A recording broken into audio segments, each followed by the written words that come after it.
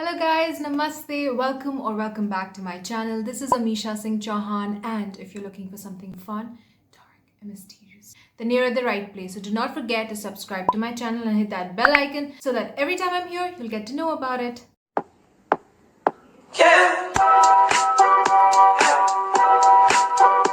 So today's case, before I begin with that, I would advise a viewer's discretion that this video contains a lot of content which might be triggering for a lot of you. So if you are someone who's not into this, you can skip this video. I'll completely accept it. So let's begin with the Hello Kitty murder case. So in May of 1999, a 14-year-old girl whose name is said to be Ah Fong because it's a name given by the police officers, the law enforcement of Hong Kong, because they wanted to protect her identity. So this 14-year-old teenager, Ah Fong, she goes to a police station in Hong Kong, and over there she reports that she's being haunted by a ghost of a woman. So obviously this is weird, like this is supposed to be murder. Don't worry, it's not related to paranormal. So the police officers are like, oh my god, what is this happening? This is so weird, it is bizarre. We don't deal with paranormal stuff, and they brush her off thinking that she's just a teenager who's struggling with nightmares. Then she was like, no, I'm literally being haunted by a woman's ghost in whose murder I was involved. And that literally got the police officers' attention. They're like, okay, let's just hear her out because she's definitely has got something to talk about. And then the story begins. So let's talk about the woman's ghost who was supposedly haunting this 14-year-old teenage girl. Her name was Fan Man-Yee, and she was 23-year-old. Again, I really want to apologize because I might pronounce these names wrong. So Fan Man-Yee was 23-year-old when this incident took place. She was a hostess at a nightclub. Let's just talk a little bit about her childhood. We don't have much information about her childhood. She really had an ugly childhood. She did not have a good one. She did not have a safety of her family. So it is said that when she was really young, she was abandoned by her family. I don't know what abandoned means over here, like what was the reason exactly, but let's just stick to the term abandoned. After that, most of her childhood she spent at an orphanage for young girls. So when she turned 16, she was asked to move out of the orphanage because supposedly when you turn 16, you can financially take care of yourself. Okay, that's something to be talked about some other day. Anyways, she moves out of the orphanage. She has no place to live. There's no shelter, no food, and she ends up in drugs. She gets addicted to crystal meths, and in order to pay for her habit, she gets into prostitution. She starts working out as a sex worker on the streets. Later on, eventually, she finds a place at a nightclub where she works as a hostess. Over there in 1997, she meets a socialite.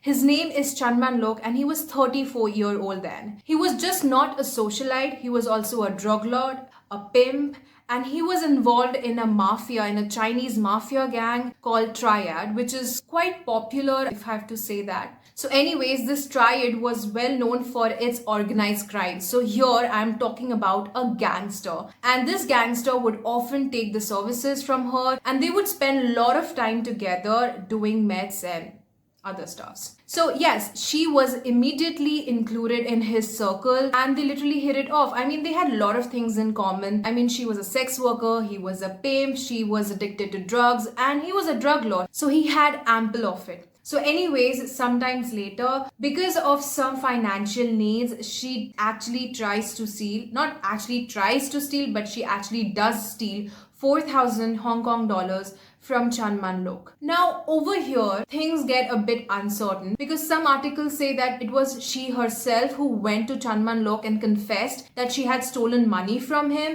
and then she paid him back with 10,000 Hong Kong dollars. And then some other articles say that it was Chanman Lok who realized that there was money missing from his wallet, and it was obviously Fan Man-Yee because he was spending time with her. So he goes and confronts her, and then she immediately accepts that yes, she had stolen 4,000 Hong Kong dollars, which is approximately 1,86,000 Indian rupees or 2,500 roughly US dollars. Now, what happens next is whatever happened over here is that she pays him back $4,000 That was the amount she had stolen. Plus $10,000 because she felt that she had to apologize and also as an interest. Now, but like I said, he was a loan shark and he was an evil man. So he was not happy with what amount he had gotten. So he asked her to pay him $16,000, which is 4 times the amount she had initially stolen. So she was like, I cannot pay you back that right this moment because all my savings I have given to you. So she asked for some time. Now, what clicks in Chanman-lok's mind is that she would run away and he would never get back his money. So on 17th March of 1999,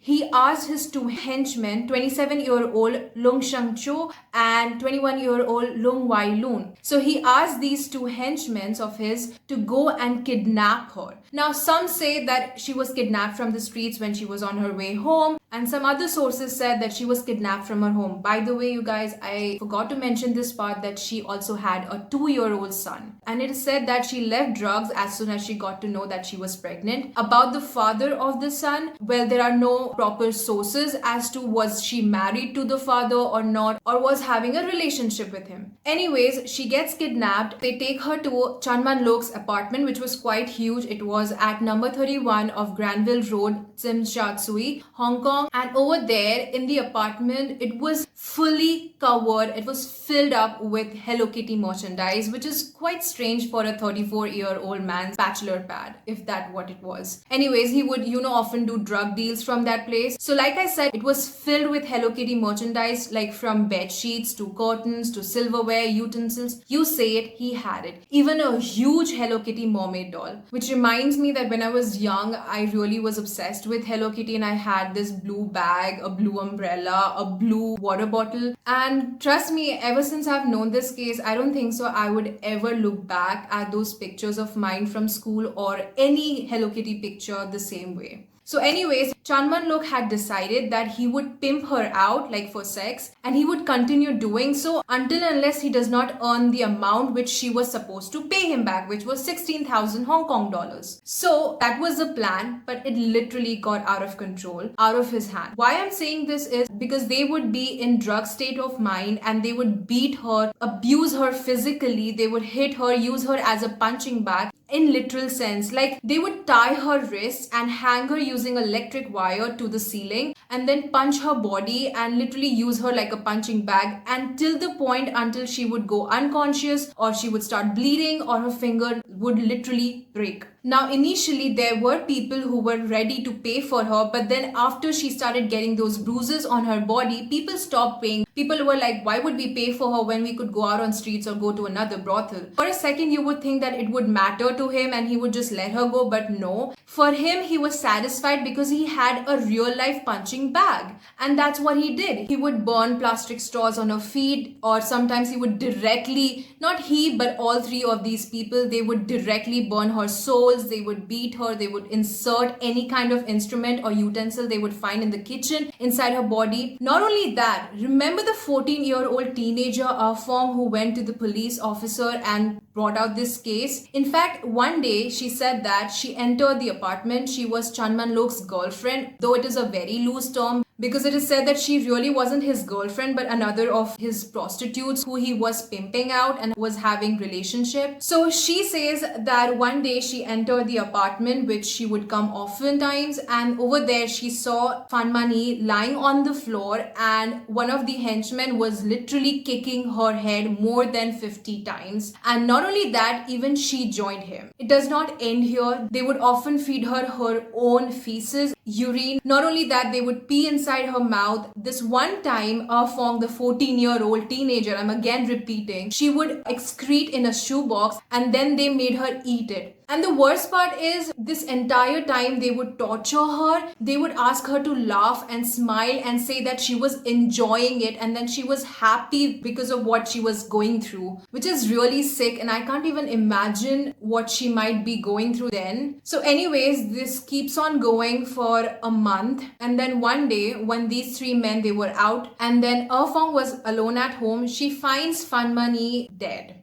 And when these guys come back, she tells them. So now they are all crazed up. They were not really expecting her to die. I mean, it's really silly. You can't expect someone to come out of this situation alive, but they were not prepared for her death. They literally panicked. They had no idea what to do. Also, it is said that during this time, there were investigations going on in the building for a rape case. So there were police officers in the building and they were really worried that they'll get caught. So they came to a conclusion that they would literally chop off her bodies in small pieces and then boil it so as to avoid decomposition or any kind of bad odor of rotten flesh, rotten human flesh. So that's what they did. They dragged her body inside the bathroom in the bath, used a saw and cut off her body, like literally chopped it off in small pieces, and then they started boiling it in a cooking pot. Not only that, the 14-year-old teenager, Ah Fong, who's also known as Melody in a lot of articles, she said that they would often make their dinner or cook other stuffs using the same utensils they were using to mix around and move around her chopped off body in the cooking pot. Again, I don't even know what to even say. Like, they were sick. I can't even call them animals because it would be disrespectful for them. They are nothing but monsters, and you can't change my mind on that.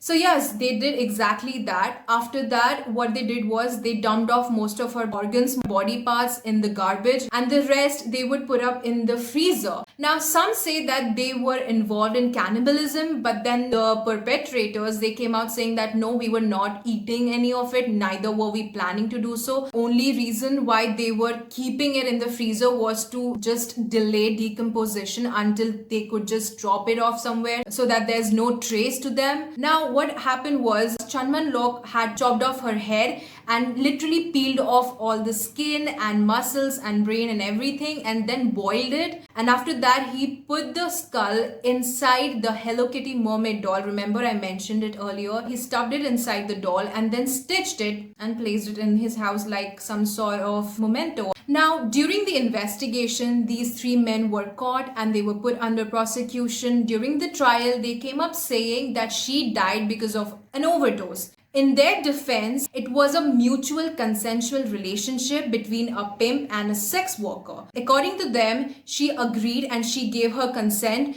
to him to pimp her out, and she was under drugs. She was addicted to drugs, and because of overdose, one day she died. And these three men, they panicked. They did not have any idea how to deal with this situation, so they ended up chopping her, and that's all. Now, because most of her body parts could not be found, the medical examinee, they couldn't come into conclusion. Now, because of this reason, the jury ruled that they had no intent to kill her, which makes a huge difference because then they were convicted of manslaughter and not of murder. Now, I'll tell you what the difference is. If they would have been convicted of murder of Fan Man-Yee, then they would have been given mandatory life sentence. But over here, they were convicted of manslaughter. Basically, they caused and they inflicted injuries to her which led to her death, and that is manslaughter. So they were given life imprisonment with no parole till 20 years, which is 2019. So what came into conclusion is that the jury did not have any evidence that they had any intent to murder her. But they had DNA evidence, physical evidence. When they went in the apartment, they could find bags, plastic bags filled with her internal organs, and they could find these three men's DNA on it. So it came into conclusion that whatever happened,